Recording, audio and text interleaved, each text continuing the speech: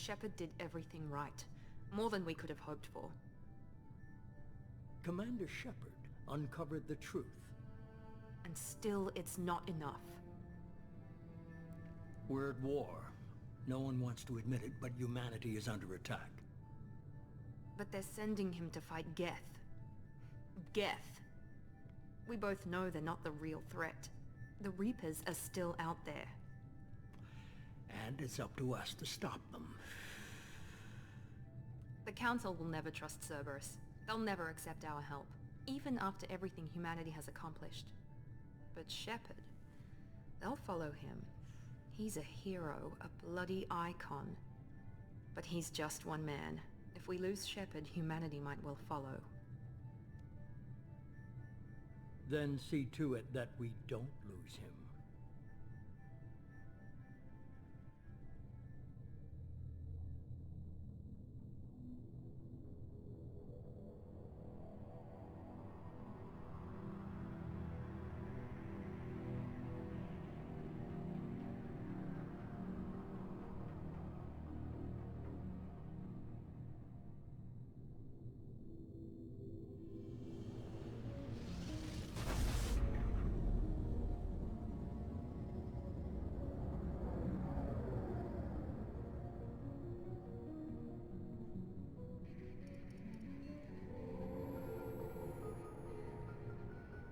Disengaging FTL drives. Emission sinks active. Board is green. We are running silent. We're wasting our time.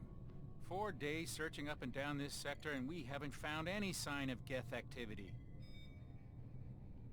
3 ships went missing here in the past month.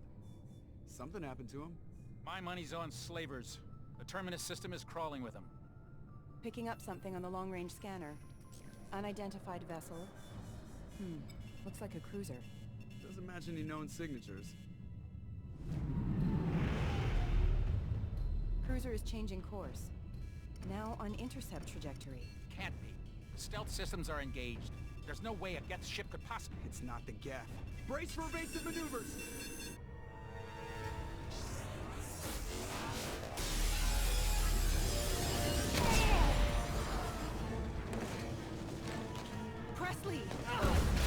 Kinetic barriers down. Multiple hull breaches. Weapons offline. Somebody get that fire out.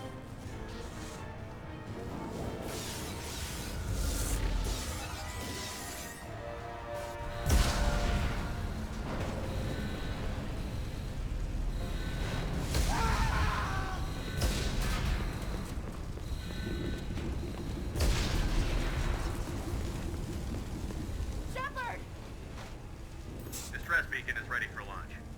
Will the Alliance get here in time?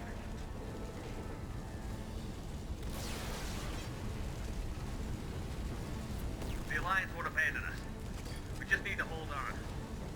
Get everyone onto the escape shuttle. Joker's still in the cockpit. He won't abandon ship. I'm not leaving either. I need you to get the crew onto the evac shuttle. I'll take care of Joker. Commander. Ashley, go. Now. Aye, aye.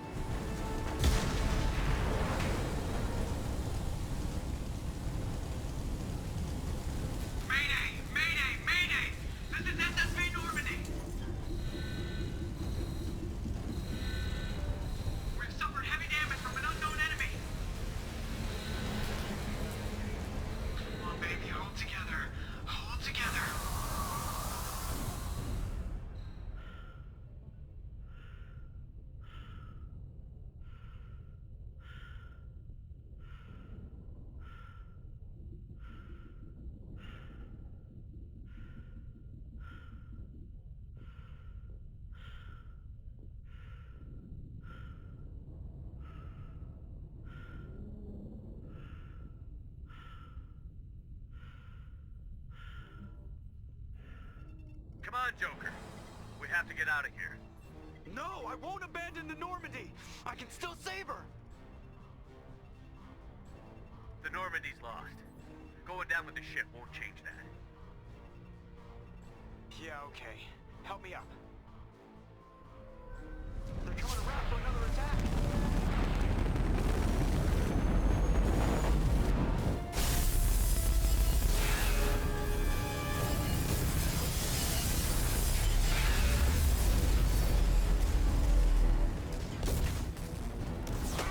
Watch the arm.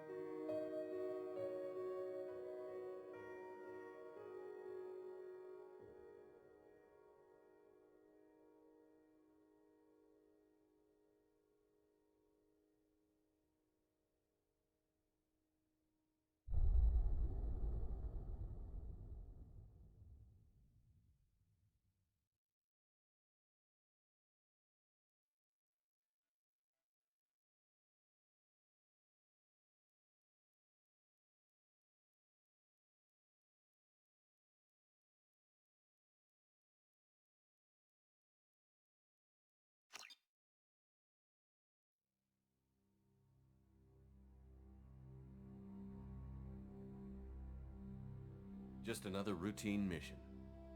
Why do they always say that before a mission? Of course it's routine. You haven't done anything yet. It's everything that happens along the way. The choices you make, the paths you choose, that turn the routine into anything but. Of course, that's how it started. A routine mission, answering a distress call. And look where that got me. We were testing out the Normandy, Captain Anderson's new ship, when the distress call came in. An Alliance patrol on Eden Prime had been attacked. They'd seen something they couldn't explain. And whatever it was massive. I hit the ground with my lieutenant, Caden Olenko. A good kid, loyal, by the book, with a talent for biotics. We came across the lone survivor of the patrol, Gunnery Chief Ashley Williams. A soldier to the core. Tough, disciplined, ready to take on whatever came her way. Ashley joined up with us and took us to the spot where she lost her squad. That's when we saw it. The ship. Like nothing I'd ever seen. It was massive, scorching the colony and everything around it as it blasted away. We followed the path of destruction to an artifact, a beacon left by a long-dead race called the Protheans. The colony had dug it up, and whoever attacked them had tried to take it. Chief Williams made the mistake of getting too close. It hit her with some type of energy. I grabbed her and threw her out of the way. That's when it hit me. Hard. Every muscle in my body went rigid. I couldn't move, could barely breathe. Everything went black. And then I saw something. A vision. A dream. A nightmare. By the time I woke up, we were halfway to the Citadel on our way to meet the Council. I was expected to explain what I'd seen. Anderson came along. So did Adina, our political representative on the Citadel. With those two heavyweights, it seemed reasonable we could persuade the Council that the ship we'd seen was a potential threat. As was the individual behind the attacks. The main suspect for the Eden Prime massacre was a Turian Spectre named Saren. He'd been seen by one of the survivors from the colony at Eden Prime, and there was some evidence to suggest that the ship was connected to Saren. But even Adina's pointed accusations weren't enough to convince the Council. They just couldn't believe one of their chosen elite Spectres could be guilty of something like that. They needed proof, which meant I needed proof. Fortunately, I wasn't alone in my search. Garrus, another Turian, wanted to help. A top agent for Citadel Security. Despite orders from his superiors that he shouldn't get involved, he told me he was suspicious of Saren, and he had some useful leads. More importantly, he was willing to share them. That led me to Rex, the biggest, nastiest looking Krogan bounty hunter I'd ever seen. He turned out to be more than just a brute. It was his intel that led to a fugitive with incriminating evidence on Saren. The fugitive turned out to be an energetic little Quarian named Tali. A tech expert with a knack for hacking, she'd procured some information on Saren. Evidence that proved Saren was dirty.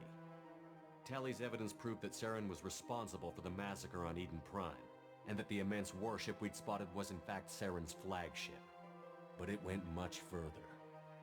Saren was trying to find a way to bring back a race of sentient machines from dark space. Machines allegedly responsible for cleansing the galaxy of all organic life. These Reapers were blamed for wiping out all life 50,000 years ago, including the Protheans, then disappearing back through the mass relays to dark space, leaving no trace they'd ever been. That explained why Saren was after the beacon, and it made some sense out of my visions. But not much else. We couldn't convince the Council that the Reapers were a threat, but they agreed Saren had to be stopped. They stripped him of his Spectre status and gave me the honor of becoming the first human Spectre. My first task? Bring down Saren. Anderson decided to stay behind, giving up his ship, the Normandy. He told me I would need it more than he would. He also pointed me in a direction. Liara, a Prothean expert, adept in biotics, and maybe most importantly, daughter of Benezia, Saren's top lieutenant. And like most Asari, as beautiful as she is intelligent, and born with a unique ability to meld with other species. Liara was able to help me decipher some of the vision the beacon had given me. Nothing concrete, but it gave me some clues. And a new appreciation for the Asari. Her technique for accessing my vision was unexpected, but not at all unpleasant. Ashley was a little concerned about the connection I shared with Liara. As commander, I knew either relationship had the potential to interfere with the mission. I decided discretion was the better part of valor, and kept my focus on our goal, finding Saren. Thanks to Liara's help, we had our next lead, Benezia. Saren had taken her to Novarian, where he'd enslaved a dangerous race of insect-like creatures, the Rachni. He ordered Benezia to use the same technique Liara had used on me to extract information from the Rachni Queen. The Queen's drones were everywhere, and they weren't happy. We had to fight through hundreds of them to get to Benezia. By the time we arrived, Saren was gone, with the information. I tried to reason with Benezia, but Saren had indoctrinated her. He had somehow acquired the ability to control people's actions and wills. Benezia wouldn't surrender, and Liara was forced to watch her mother die in her arms. And I was left with an angry, dangerous Rachni Queen to deal with. She claimed her drones would do no harm if I released her. But the Rachni had terrorized the galaxy before. I couldn't do it. I wouldn't doom an entire species for past sins. And the Queen was true to her word. She left and took her army of drones with her. With Saren's top lieutenant dead, he was quickly running out of time and places to hide. I tracked him down at his base on Vermeer, but we soon learned it was more than a base of operations. It was a breeding ground. Saren was breeding an army of Krogan. He'd found a cure for the genophage, a disease inflicted on the Krogan to prevent them from breeding and taking over the galaxy.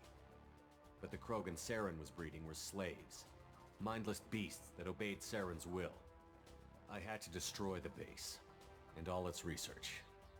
Rex disagreed. Violently. Rex wanted the genophage cure for his people.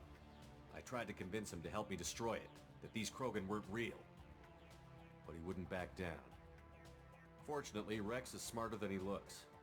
He realized this wasn't the way to help his people, and that Saren was the real threat.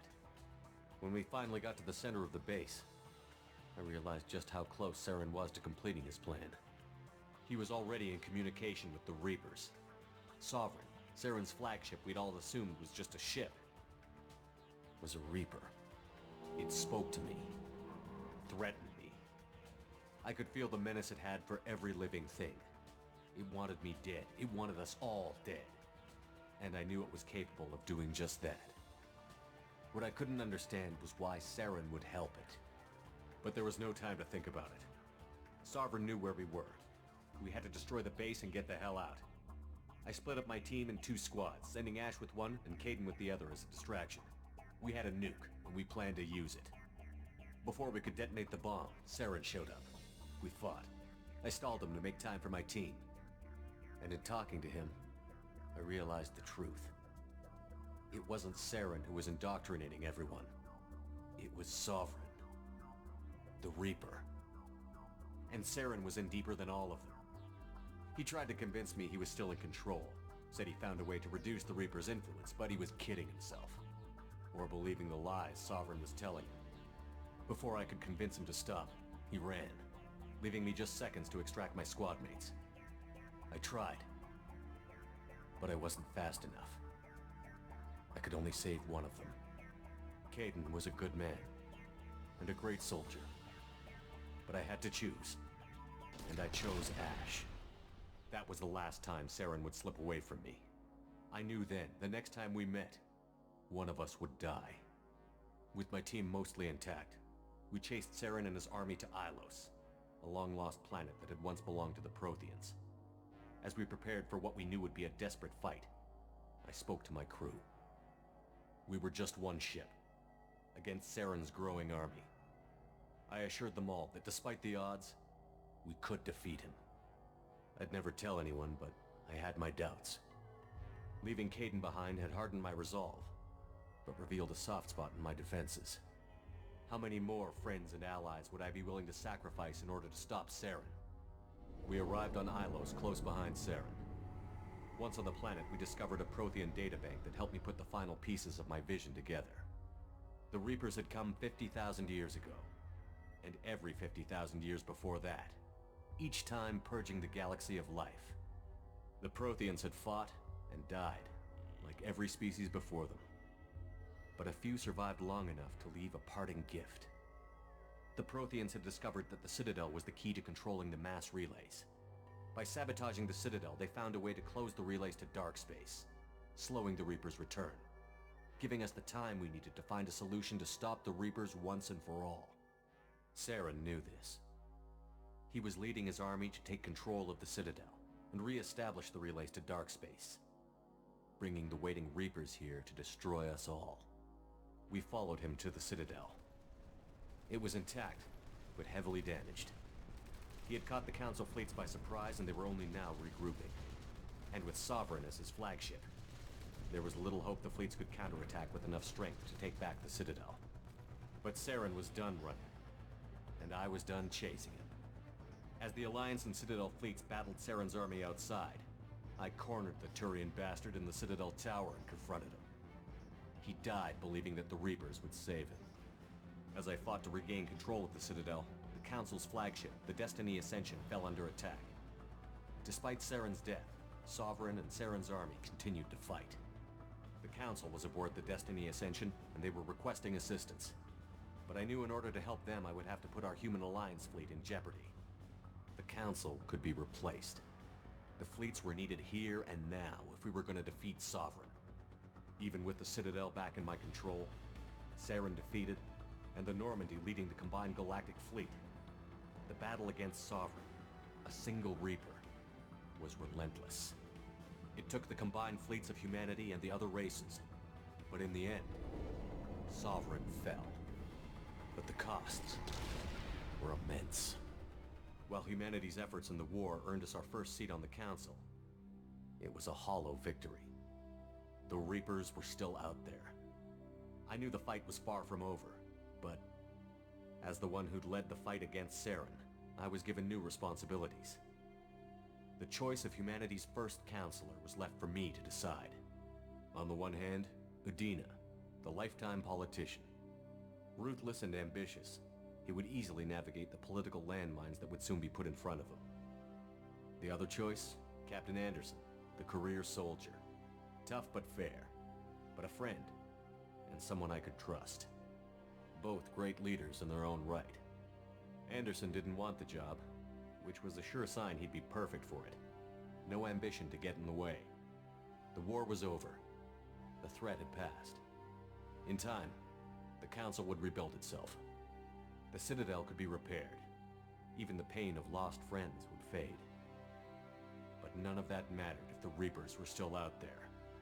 And if they were all as powerful as Sovereign, we had to find a way to stop them. I had to find a way. I gathered my crew, took my ship, and went in search of answers. Officially, the Council would only say I was assigned to cleanup duty, rooting out any remnants of Saren's army. Just another routine mission.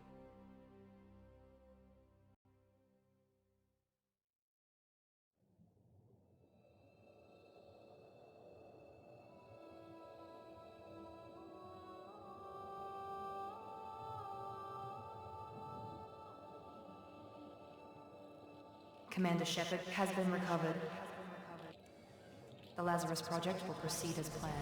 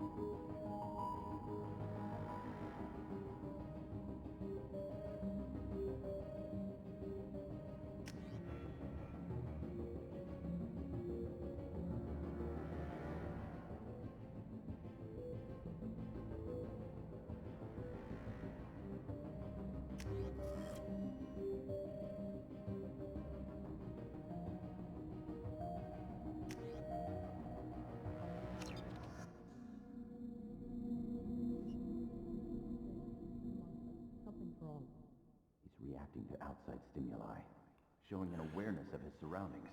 Oh my God, Miranda, I think he's waking up. Damn it, Wilson. He's not ready yet. Give him the sedative. Shepard, don't try to move. Just lie still. Try to stay calm. Heart rate's still climbing. Brain activity's off the charts. Step's pushing into the red zone. It's not working. Another go. Now. Heart rate dropping. Stats falling back into normal range. That was too close. We almost lost him. I told you your estimates were off. Run the numbers again.